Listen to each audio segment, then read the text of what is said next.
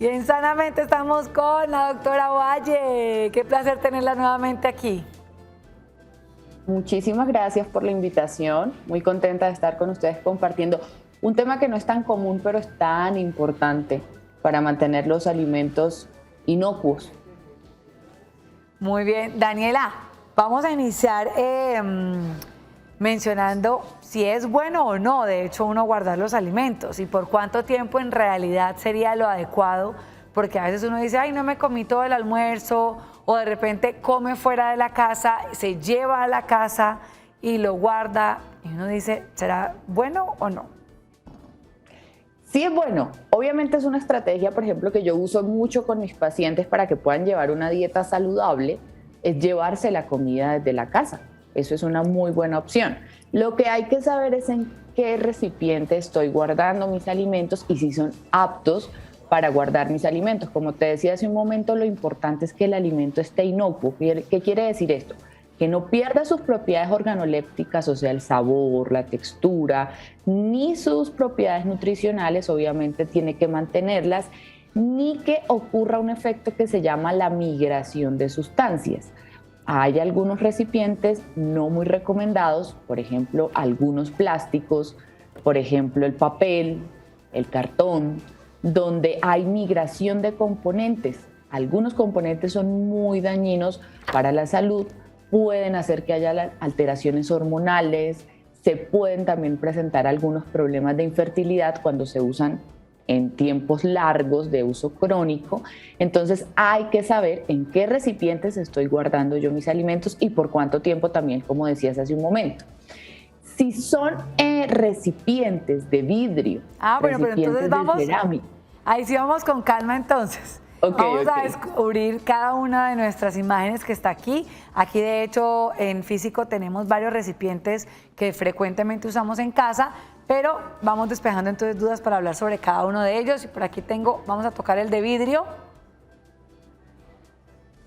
Y dice, ¿cuál es el mejor recipiente? ¿Plástico o vidrio? Y aquí los tengo los dos. El vidrio. El vidrio siempre va a ser muchísimo más seguro porque es el que menos representa esa migración que te decía. ¿Qué pasa? Eso va de la mano mucho con la estructura del material. El vidrio tiene una estructura muy cerrada, sus poros son muy pequeños, entonces evitan tanto que entren contaminantes como que salgan los productos y las propiedades del alimento. Entonces, cuando hablamos en categorías del mejor al peor, el vidrio siempre está arriba. Es el mejor recipiente para guardar alimentos. ¿Y el vidrio con tapa de vidrio? O porque hay gente que dirá, bueno, no, yo voy a usar el recipiente de vidrio, pero lo tapo con plástico, le pongo de repente aluminio, le pongo alguna bolsa y no sé si igual eso ya no serviría de nada. Idealmente con vidrio o, creo que ahí en las imágenes también tenemos plástico, va a depender del plástico que usemos. Ok, entonces vamos a descubrir de hecho entonces la siguiente. Vamos con el plástico. Vamos a ponerla aquí. Ok, plato. Vámonos en orden entonces.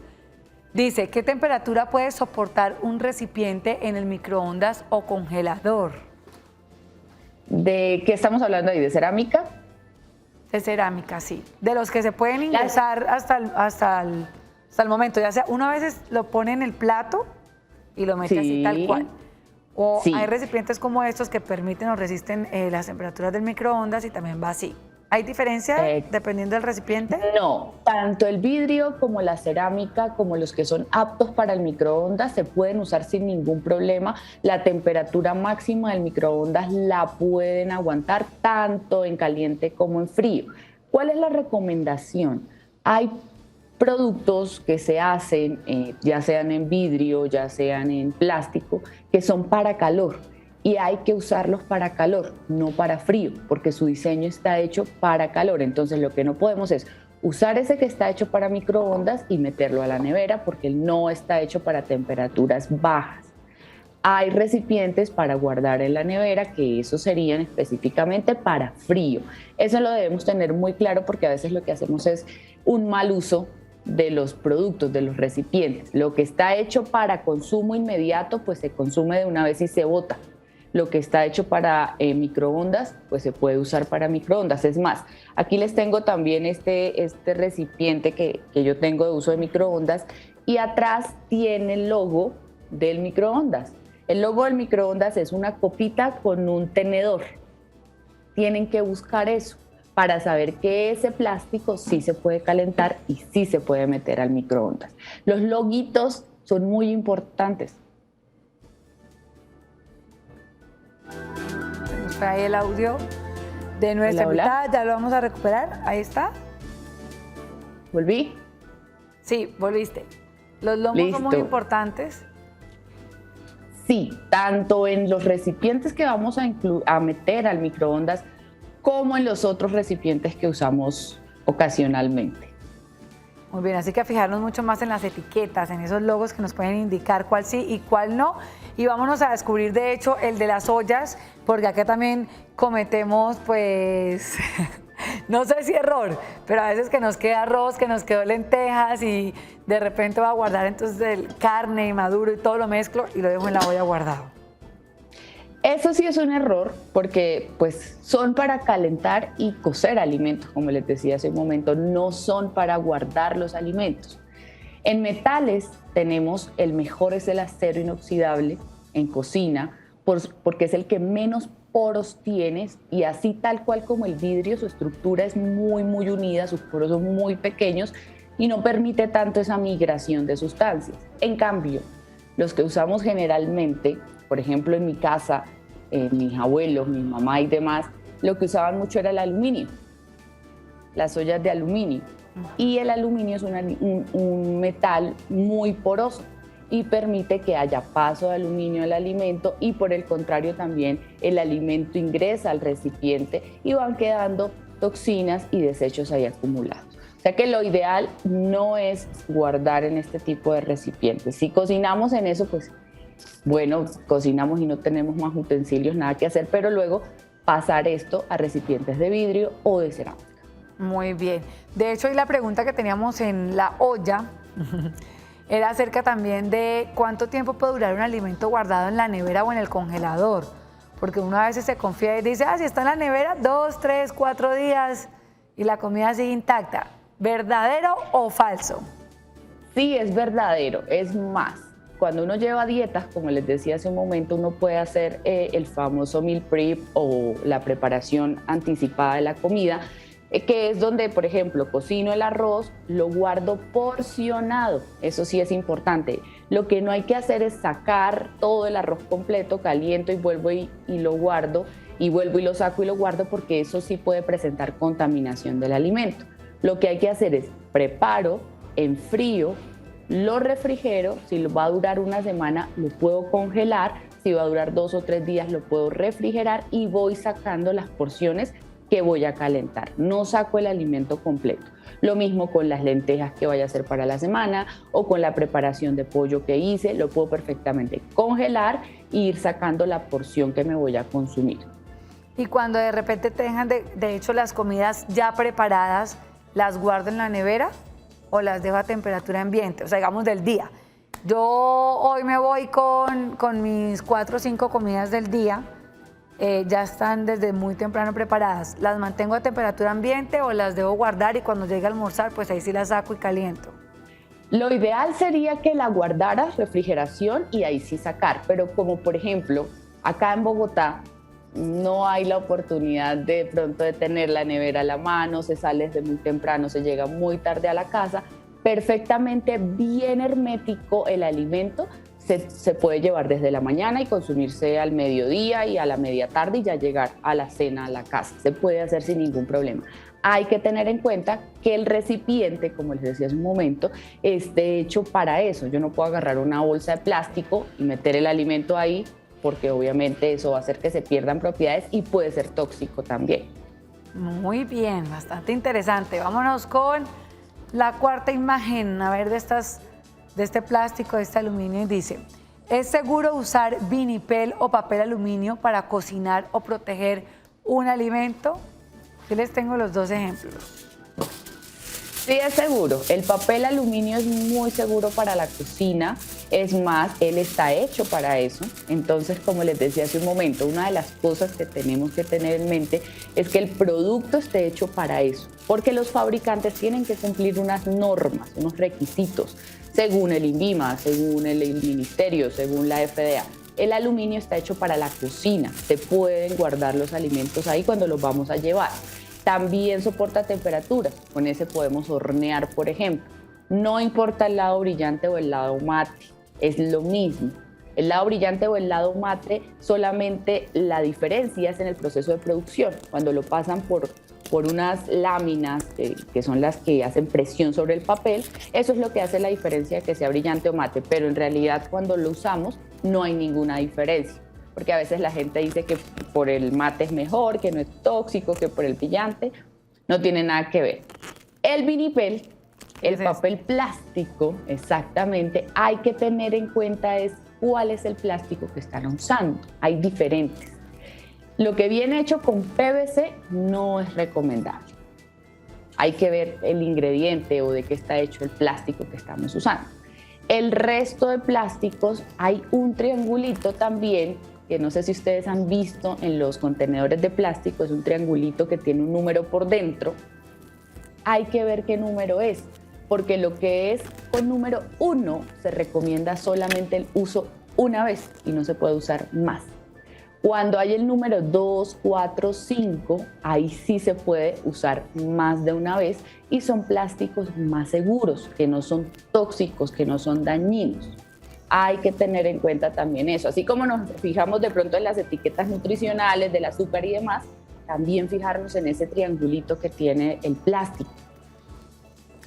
Vea, interesante, eso no lo había analizado, la verdad, pero aquí tenemos la forma en que también lo pueden guardar y conserva la temperatura, conserva los alimentos, las propiedades. Exacto. Y otra cosa importante ahí es que, por ejemplo, ahí no entraría en contacto con el alimento, solamente está tapándolo. Correcto. Eso también hay que tenerlo en cuenta. Hay muchos, no sé, una tapa de plástico, como me decías hace un momento, que si la ponemos encima y no está en contacto con el alimento, pues no habría casi ningún problema. Si de pronto sí está directamente con el alimento, bueno, ahí hay que tener un poco más de cuidado, si de pronto no es el plástico ideal. Correcto. Listo, nos vamos con la quinta. Este recipiente también que es de plástico, pero nos dice, los recipientes de silicona no disminuyen los nutrientes en la comida. Aquí tengo uno como de silicona, de goma. No son tan recomendables. Los recipientes de silicona no son tan recomendables. Tienden a migrar muchas sustancias a los alimentos. Es más, en muchos biberones, los teteros de los bebés, se mandaron a retirar muchos componentes, unos de plástico, unos de silicona, por el bisfenol, que causaba muchos problemas endocrinos. Entonces hay que tener mucho cuidado con los recipientes de silicona. ¿Qué se puede hacer si los tenemos ya en casa? Cocinar algo o una vez o dos veces para que él elimine y migre todas esas sustancias y botarlo. Entonces podemos hacer, por ejemplo, un ponqué con harina y aceite solamente y algo de azúcar o algo así, pero lo vamos a eliminar. Le ponemos bicarbonato o leudante para que crezca un poquito, pueda tener contacto con toda la silicona y eso lo vamos a botar. Entre más se use ese recipiente, pues más va a eliminar eso y puede quedar casi que limpio de alguna manera. Muy bien, ahora que mencionábamos que es como de goma y demás, se me viene a la mente el del icopor. También hay gente que pide comida, ahora que estamos con el tema de los domicilios, de la pandemia y demás, que todo era muy desechable, pues hay gente que utiliza este recipiente también para guardar los productos. ¿El icopor, bueno o malo? Cero recomendado, malo. Y peor aún lo que hacemos, y me incluyo porque a veces lo hacemos por facilidad y practicidad, y es meter el icopor al microondas, porque se enfrió, entonces lo voy a calentar rápido y no quiero sacar nada más y no quiero ensuciar nada más, y lo que hacemos es meter el icopor al microondas. Está muy mal hecho. Va a dañar el alimento, la calidad del alimento al pasar sus sustancias químicas al alimento por el calor. Daniela, ese también incluye ahí, digamos, el cartón, cuando nos llegan esas cajas de cartón también y uno dice, ay, yo lo dejo así guardadito y lo meto a la nevera. También. El cartón no es un producto que se pueda usar ni para calentar ni para enfriar tampoco.